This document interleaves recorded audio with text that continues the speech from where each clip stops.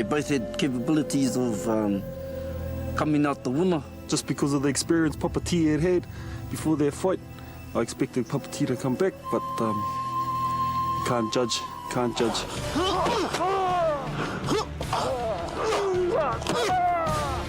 tonu au, kore e taia tātou ki te mātakitaki ta whawhai. I think Toa's got something special. He must have something that we don't know, that I haven't heard of or seen of. Kei tēnā toa, kei tēnā toa nā ke pukenga ni.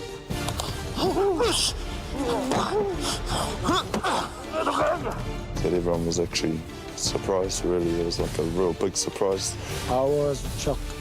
Yeah, I was really shocked. I didn't expect Papa T to lose. I don't think anyone did, to be honest. It's a real big surprise, but, you know, Papa T and everything. And I thought, honestly, that our Papa T was going to walk out, you know. But take my hat off to Toa. Fantastic. Ka pai.